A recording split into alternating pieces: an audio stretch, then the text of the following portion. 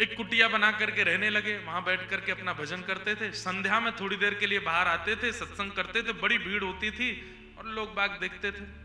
अब भीड़ वालों से ही दिक्कत है संसार को कि कहां भीड़ क्यों हो रही है इनकी कथा में, भीड़ क्यों हो रही है इनके पास।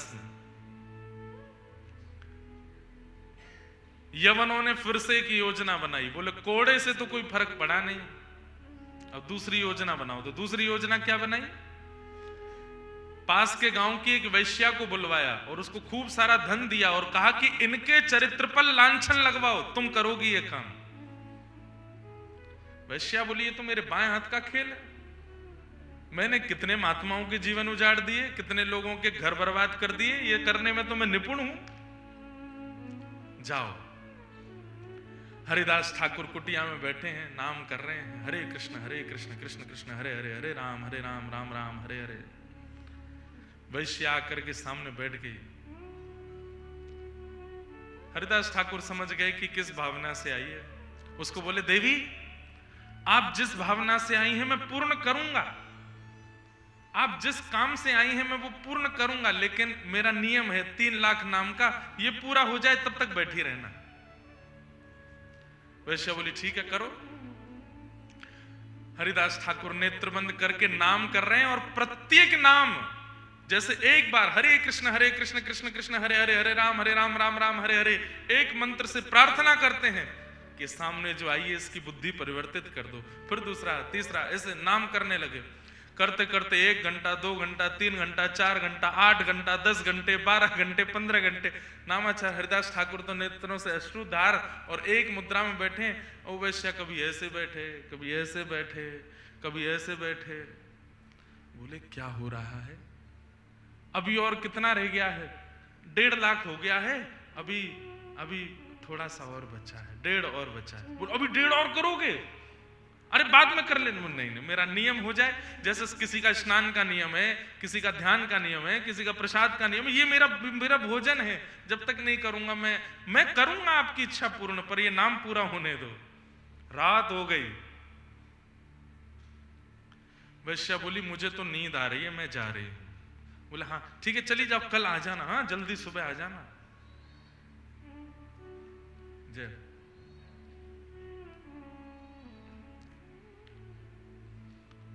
बोलो वृंदावन बिहारी लाल। कल जल्दी आ जाना। वो ठीक है। अगले दिन वैश्या बाहर जैसे निकल के गई उस दिन, तो सब यवन बोले तुमने हल्ला नहीं किया। अरे तुम हल्ला करते हम पूरे गांव को इकट्ठा करते, जिस काम से गई थी कुछ किया ही नहीं। बोले अरे वो नाम ही नहीं छोड़ रहे हैं, 1.5 लाख नाम तो मेरे सामने बैठे बैठे किया, भी कह रहे 1.5 और बच्चे हैं। लेकिन उन्होंने कल सुबह जल्दी बुलाया है, आज नहीं हो पाया काम, कोई बात नहीं, अब पहचान तो हो गई है, थोड़ा पहले दिन थोड़ा पहचान होनी चाहिए, एक दूसरे को देखना चाहिए, मन बनाना चाहिए, अब कल हो जाएगा काम। अगले दिन वैश्या सुबह सुबह फिर आ गई। जैसी आई तो नामाचार्य ठाकुर बैठे थे, आकर के प्रणाम किया, माला पूर्ण करके बोले तुम्हारी प्रतीक्षा कर रहा था, तुम आई क्यों नहीं? अरे कितनी जल्दी आ गई, अभी 4 घंटे पहले तो गई हूं मैं, 2 घंटा सो के तुरंत स्नान करके आ गई। आपका हो गया नाम, अभी चल ही रहा है? नहीं, कल वाला 3 लाख तो शुरू हो गया, मैंने थोड़ी देर प्रतीक्षा करी, तुम नहीं आई तो आज वाला शुरू हो गया है दूसरा। अभी 3 लाख नाम आज के शुरू हो गए हैं, आज के शुरू हो गए। कितने नाम हो गए? अभी तो 100 माला हुई है, 3 लाख बची हैं, कल की 3 लाख पूरी हो गई, फिर मैंने प्रतीक्षा करी, तुम नहीं आई तो मैंने आज की शुरू कर दी। अब बैठ जाओ देवी, अब ये तो पूर्ण नहीं होगी तब तक। तब उसके मन में क्या आया, मैं इतनी रूपवान, मेरे नेत्र ऐसे, मेरी बोली ऐसी, मेरा शरीर ऐसा, मेरा यौवन ऐसा, मेरे विचार मेरे भाव ऐसे कि मैं जिस गली से निकल जाऊं वहां कोई मुझे देखे बिना ना रह सके। क्या है इस नाम में ऐसा जो ये व्यक्ति 24-24 घंटे जप रहा है? अब वो यही देखने के लिए कि इस नाम में ऐसा क्या मिल रहा है इनको कि ये बैठ करके एक आसन पर बैठ करके जप रहे हैं। जब उसके मन में ये इच्छा प्रकट हुई, ये इच्छा ही तो भगवत प्राप्ति कराती है कि क्या है कथा में, क्या है वृंदावन में, क्या है दर्शन में, क्या है रूप में, क्या है आचार्यों की वाणी में, जो लोग खिंचे चले जा रहे हैं। और इस इच्छा से जब वो पहली बार आता है तब उसको ठाकुर जी पकड़ना प्रारंभ करते हैं। उसके मन में इच्छा प्रकट हुई, ऐसा क्या है इस नाम में, ये छोड़ते नहीं।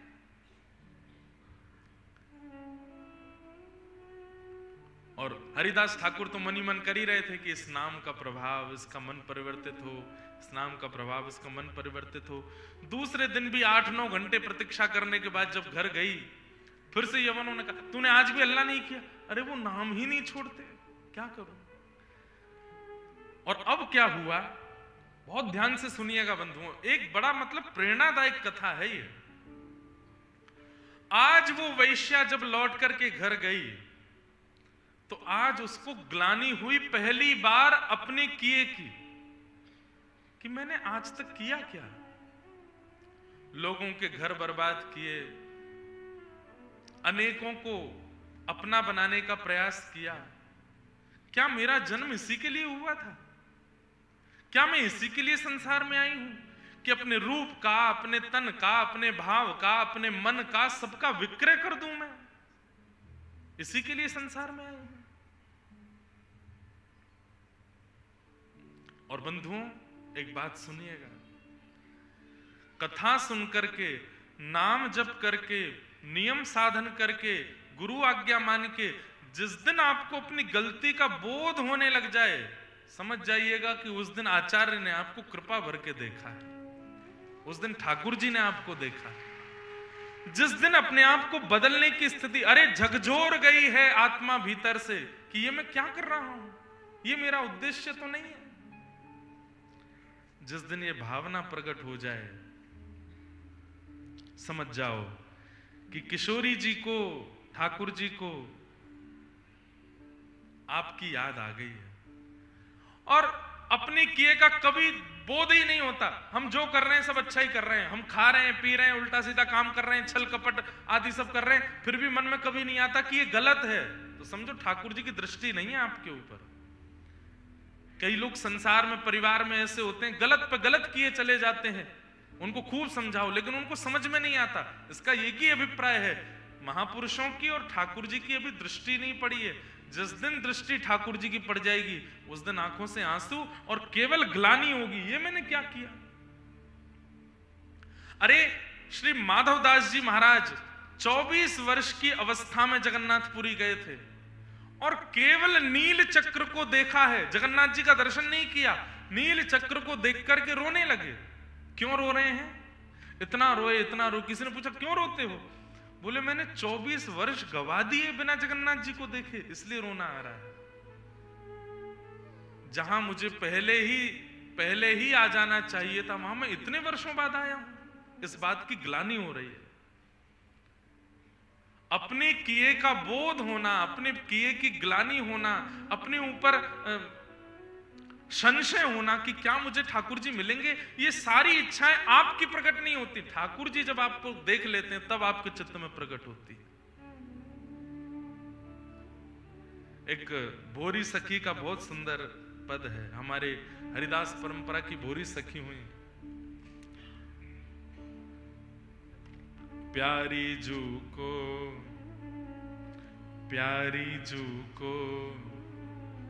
मेरी सुध कौन करावे, प्यारी जू को मेरी सुध कौन करावे, प्यारी जू को मेरी सुध कौन करावे, प्यारी जू को मेरी सुध। समझ में आ रही है बात? श्री प्रिया जी को मेरे बारे में कौन बताएगा? वो मुझ पर कब दृष्टि डालेंगी, वो मुझे कब देखेंगी? सब लोग इधर देखो, कुर्सी पर बैठने वाले, सोफा वाले, सब इधर देखो, ध्यान से कथा सुनो। मैं तो ऐसा नहीं कि प्यारी जी, प्रिया जी, श्री जी मुझ पर दृष्टि डालें। कोई तो जाओ और जाकर के उनको मेरे बारे में बता दो ताकि उनकी दृष्टि मुझ पर पड़े। श्री प्यारी जू को मेरी सुध कौन करावे, प्यारी जू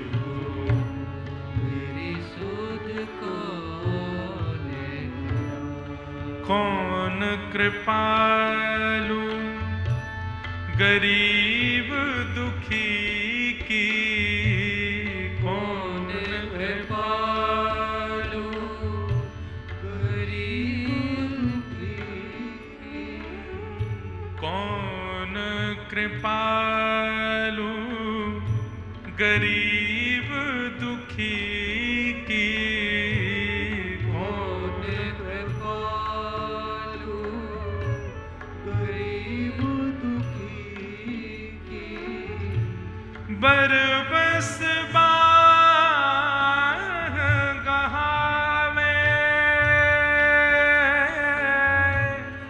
बरबस गहावे। देखो ये पद गाइए, मेरी सुध प्रिया जी को कोई नहीं करा सकता, लेकिन ये व्यासपीठ करा सकती है। इस व्यासपीठ पर बैठ कर के मैं गाऊं और व्यासपीठ के सन्मुख आप गाओ, तो ये व्यासपीठ ठाकुर जी की पीठ है, ठाकुर जी बैठते हैं इस पर। तो ये व्यासपीठ पर जब सब छोड़ करके ब्रज वृंदावन में आ गए, सेवा कुंज में रहते थे, वहां बंदरों को जो चना डाले जाते, तो बंदर जब चना खा लेते, चना के छिलका खा करके वृंदावन में भजन किया इन्होंने। अब कह रहे हैं कि मेरी सुध कौन करावे, किशोरी जी को कौन बतावे कि मैं भोरी यहां पड़ी हूं उनकी याद में। इनका नाम भोरी सखी, भोरी कह करके किशोरी जी ने ही इनको पुकारा। नाम तो इनका भोलानाथ था, लेकिन इतने भोले हैं, इतने भोरे हैं, किशोरी जी ने इनको नाम दिया भोरी सखी। क्या गा रहे हैं? मेरे पास मन बुद्धि वचन इतने अच्छे नहीं कि मैं अपनी पुकार श्री जी तक पहुंचा सकूं। मन बुद्धि वचन अगोचर प्यारी, मन बुद्धि वचन अगोचर प्यारी, मन बुद्धि वचन अगोचर प्यारी, मन बुद्धि वचन अगोचर प्यारी। तेरे कौन विधि जावे,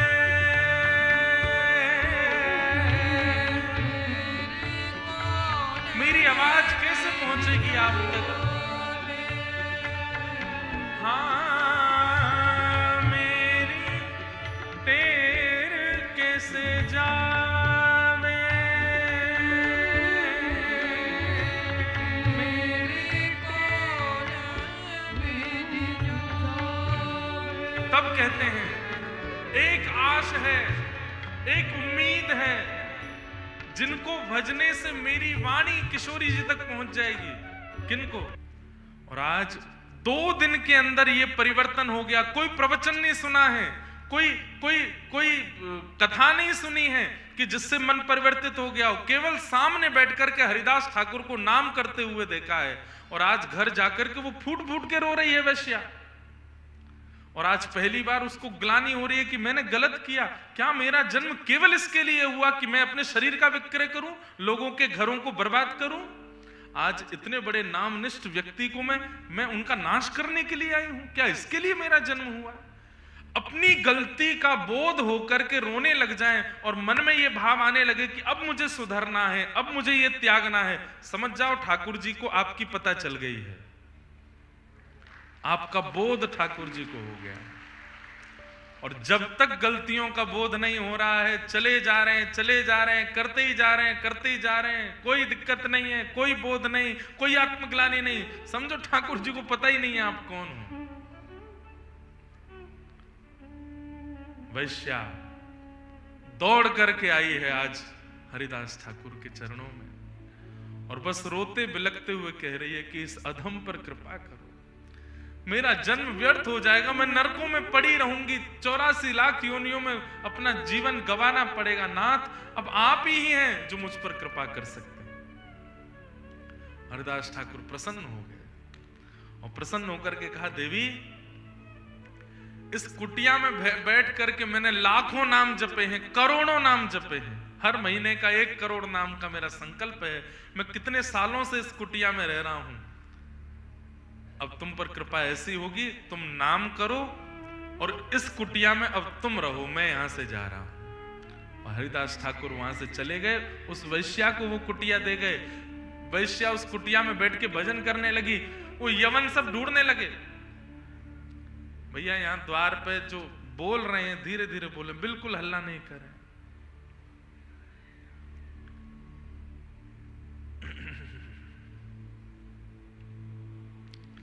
स्थिति ये हुई, वे सब यवन ढूंढने लगे, वैश्या कहां गई, वैश्या कहां गई, वैश्या कहां गई, नहीं मिली। तभी एक दिन हरिदास ठाकुर की पुरानी कुटिया जहां वो बैठते थे, उसके बाहर देखा तो तुलसी जी में जल पधरा रही थी।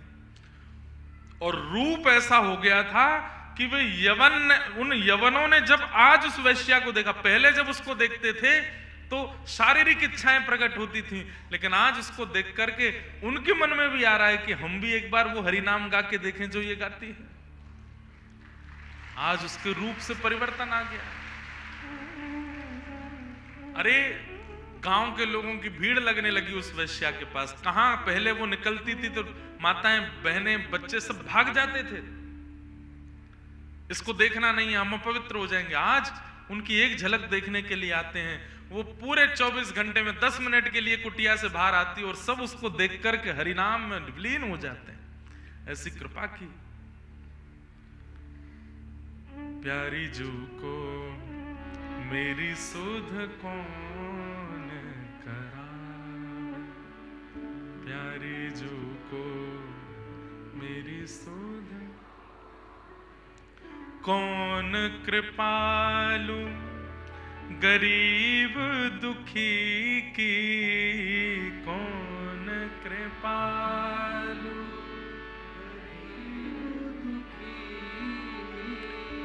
बरबस बाह गहावे,